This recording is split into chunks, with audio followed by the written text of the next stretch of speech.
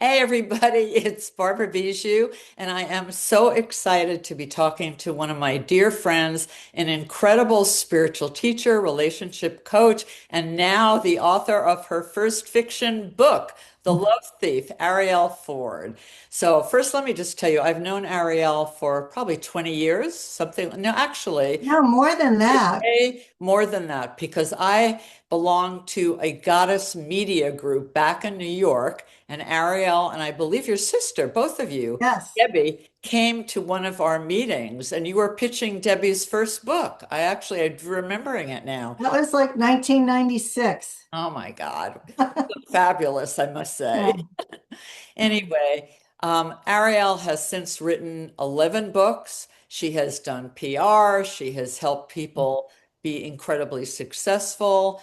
And she has really studied relationships and is in a fabulous relationship, which is what I really admire also about you, Ariel. You're very practical, down to earth. You have real life experience and you have a larger perspective on things. And she's now written her first fiction book. So I want to turn it over to you for a minute just to say, how did you go from nonfiction to fiction, which is not easy, as a lot of people know? And at any point were you kind of tempted not to do it, or was the calling so strong that you just had to do it? No. Writing a novel was never, ever on my to-do list. It was never even a conscious thought. And what happened was this story showed up in my head like a movie. Mm. And it kept coming and coming and coming. And I kept pushing and pushing and pushing, going, no, no, no, go away. I don't want to do this. I was totally resistant. And one day, it was so annoying, the story, that I said, okay, God, it's my destiny to write this, then I need a sign. And here's the sign that I want. I need to manifest a $7,000 business class ticket to India to go do research. And There as soon you as I said that, I felt great. I was so relieved. It was like, that is never going to happen. And 48 hours later, I had the ticket. So I was very clear that even though I didn't want to do this, I needed to do it. So I went off to India, and everything I'd seen in my head, all these different parts of the story, I kept tripping over. go. And it was just one mystical experience after another. And it was really clear that I was going to write this book, even though I had no clue how to write fiction. So 5.5 years later, the book was done, and I initially self-published it, and then Hay House found it, and now they're bringing it out in a couple of weeks with a new cover and an audiobook. And I'm very excited now that it's done. But it was a process. It was one of those things where I don't remember signing up for this, but I guess I did. But I'm glad that you said it's a process because so many people in this new age world of ours think 5 easy lessons. You just focus, you visualize, and boom, your book is written in 10 days, And you and I both know that's not true. And also, what I really love you to share with people is the core of this story is really about a powerful woman who gets really taken by a narcissistic sociopath. And so Yeah, many people will go, well, how's that possible? She's so smart, she's so successful, blah, blah, blah, blah, blah. But what you do is really explain that it's not your fault. And I love that you say exactly. that. Yes. Yeah. So the heroine of my book is a woman named Holly, and she's really a composite character of four women that I know, all of whom are household names, very famous self-help teachers, all of whom had this experience where they were targeted. They became prey for a toxic narcissist. They had no idea what they were getting into, and their lives were just torn upside down because they fell in love and then they were tortured, sometimes for years. Their money was stolen, their pride was crushed. So, as a good friend of all four of these women, I had, firsthand knowledge of the pain of that. Yeah. And what I saw was they were not at fault. yes, in retrospect, they could see the red flags, but how these men operate is just so crazy because what they do is they go after smart, successful women.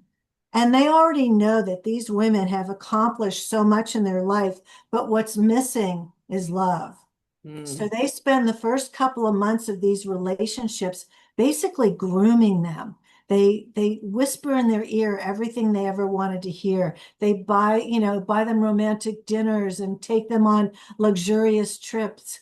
And they become addicts, literally addicts. Your brain does this thing where, oh my God, this is the best thing ever. And then who they really are shows up. And then it sometimes takes a very long time to disengage and to heal. So the book, The Love Thief, is a romantic spiritual thriller mm. that has a very juicy revenge subplot Yes, it and does. eventually a happy ending. And I have this big time Hollywood producer who committed early on to turn it into a streaming series, which is in the works, but going slowly. And she says the book is Eat, Pray, Love meets Dirty John. And that's exactly what it is. So there's a lot of spiritual and mystical lessons that are not taught. They come in through the narrative of the story because my heroine was anti New Age everything. She is the only child of a single mother who Mm, was a New Age baby boomer to the max. Her mom hung dream catchers over her crib. right. This was not her life, and Right. she didn't want to hear about any of it. But as part of the healing process she went to, she goes to India to go to cooking school, not knowing that landing in Rishikesh is the holiest city in India, filled with yoga and meditation and everything else. And she begins to have these experiences that are healing, and she begins to find value. And she finds a guru. He's not a guru in orange robes. He's a guru who owns a spiritual bookstore who is able to guide her to a healing place and explain to her what love is and what love isn't. Well, I love that you're saying about what love is, what love isn't, because we've had this conversation before. So many people, it's all about love, and you have to love yourself before you can have love come in. I know you're rolling your eyes already. So let's talk a little bit about, Sure, because I sure. think that's a big thing for people today, especially in this world of craziness and chaos. Well, let's start with the self-love part. So there's a lot of people making a lot of money trying to teach women how to love themselves. And there's the line they're using is you can't find a partner or real love till you love yourself. And that is 100% bullshit. It is not true on any level. All human beings, I don't care who you are, have a critical voice in their head, often a whole choir of critical voices, and you can learn to tone them down, but Mm. they never go away. And there's this great story. I heard Oprah do an interview once where they were having a similar conversation, and she said, "Now you know I've interviewed everybody, whether it's Paul McCartney or Barack Obama, I've interviewed everybody." And she said, "At the end of every interview I have ever done, they all say the same thing to me. They all say, 'Was that okay?'" Wow. Wow. Was that okay? That So okay. this story about love's not possible until you love yourself more is just BS. The truth is, the fastest way to have more love for yourself is to get into a relationship with somebody who does love you. And when you see the love in their eyes for you, your frequency of love for yourself goes way up. So first, let's lose that story. Okay, that's part one. Okay. Part two is we've all been sold this myth of being in love. Now, why do I call it a myth? It is actually nature's trick to get us to procreate. It puts us into the most wonderful drug high you could ever imagine, but has nothing to do with real adult mature love. Because listen, when you think about it, you're having all these feelings with a stranger. You know nothing about them. You don't know what their values are. You don't know if you have a shared life vision. You don't know anything, but you're ready to commit everything to a stranger.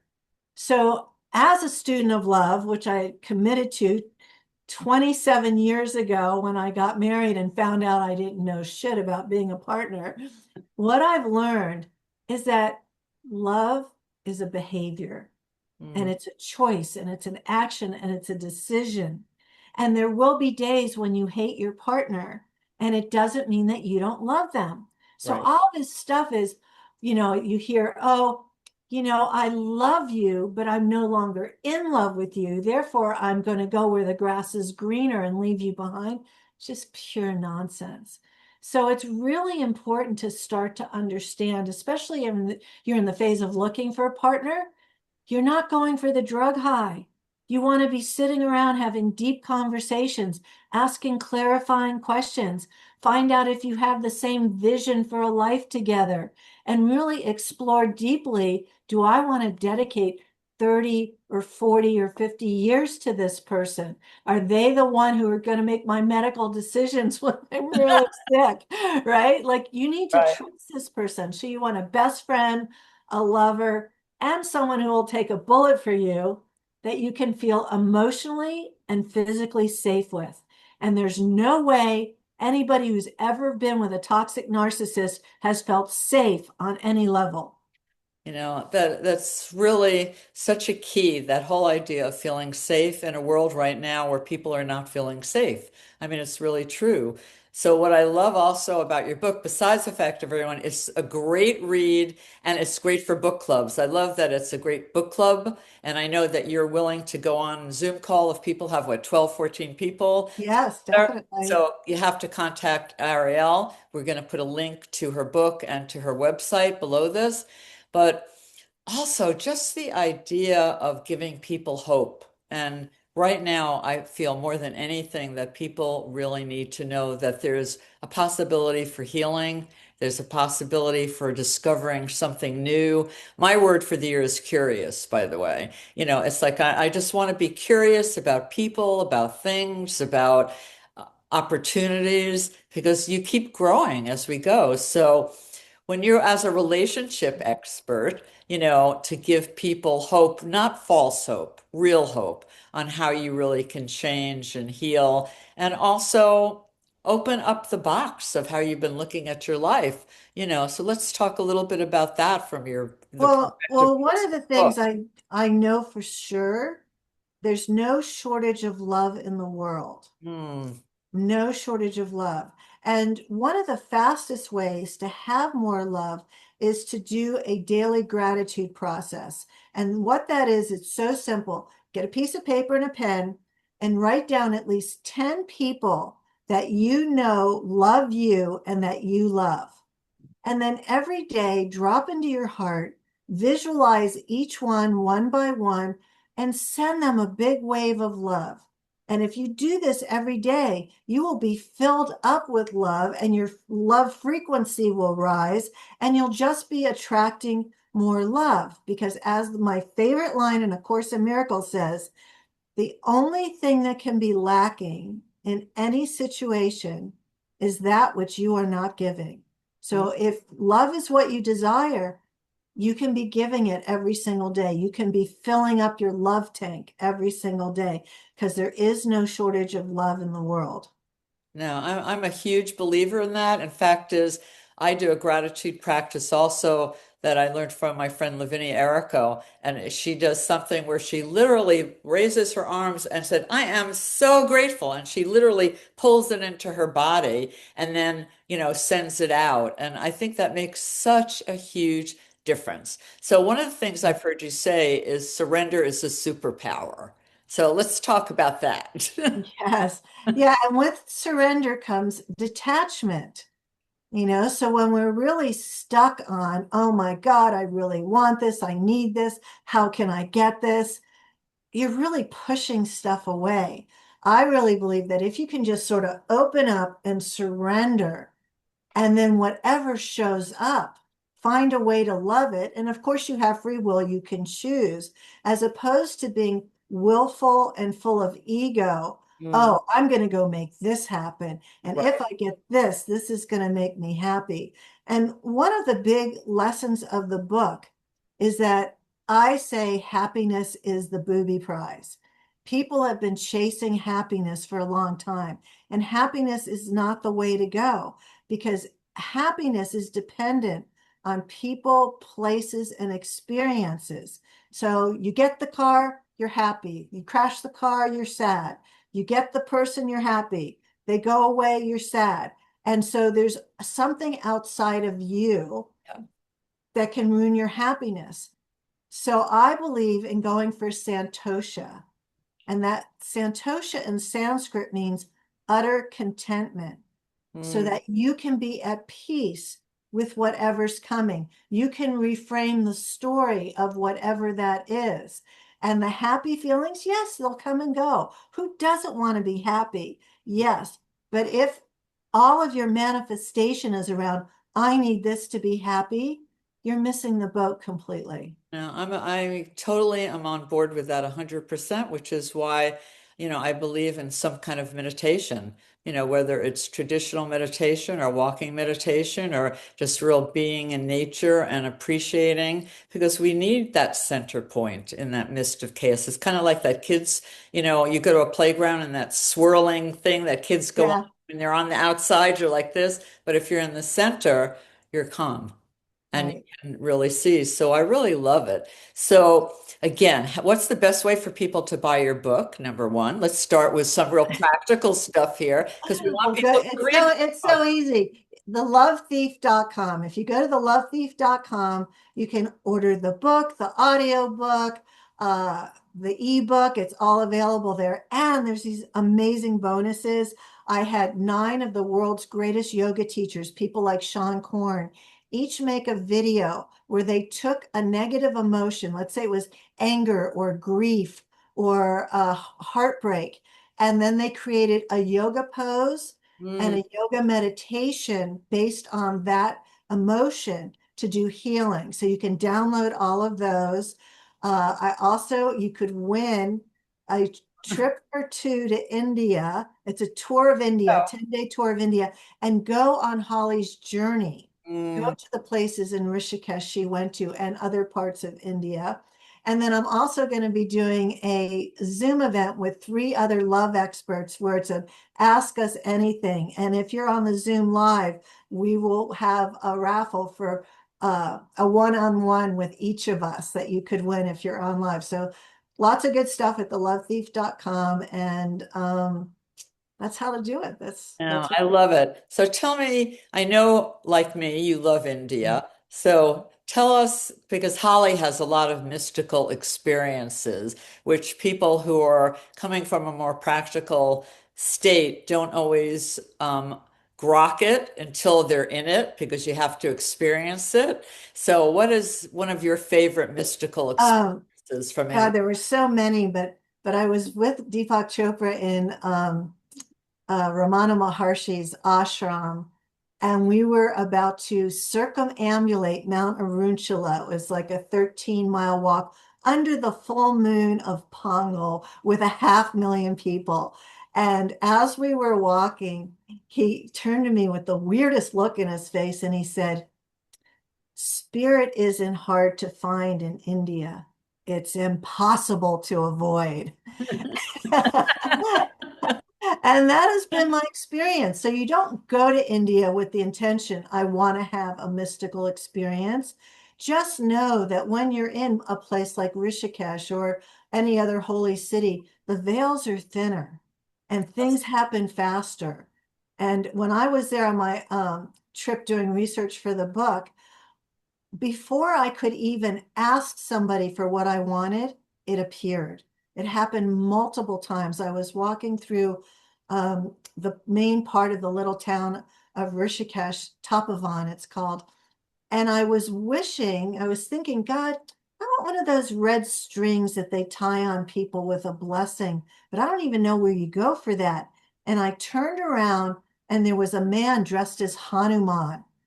And Wow. he said to me, may I offer you a blessing? And he tied the string on my wrist like that. There was another time where I was sitting in my hotel room across the river from our friend Sadhviji's ashram, and I started to get hungry. And I was thinking, God, I'm really in the mood for some rice and freshly cooked veggies.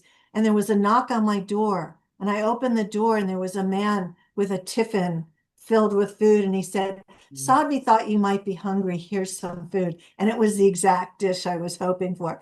So those kinds of things happen to me in India, and they don't happen here in La Jolla as frequently. Yeah, I mean, they do happen to me all the time, but more so in places like India, Yeah. absolutely. So again, going back to the love thief, what I again love is it's a spiritual adventure. It's really about food, about experiences. You could smell it, you could taste it, you could feel it. And it's also a teaching story. So it has all of the elements in it. And it's an incredibly fun read with a surprise ending. And I'm not going to tell anyone what it is. So, what would you like people to leave knowing about it that we haven't covered? Well, Think? I would just let people know that the the intention of the book wasn't to be a self-help book on any level. I had this story in my head, it was very visual. I wanted to share it. And it just turns out that these spiritual lessons came in through the back door, through Right. the characters and what happened to them.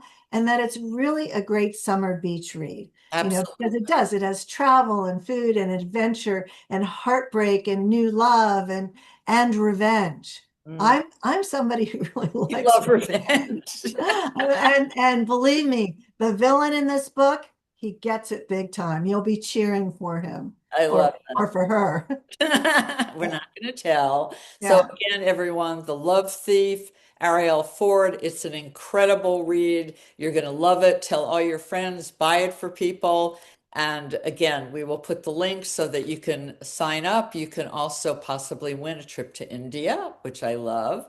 And I'm just really excited to be able to share this, Ariel. I mean, I've read all of your books, all the other 11 books, and I love The Love Thief. I absolutely love it. So I am so happy that we could do this, and Yes, I'm me so too. excited for everyone that they can get to read it.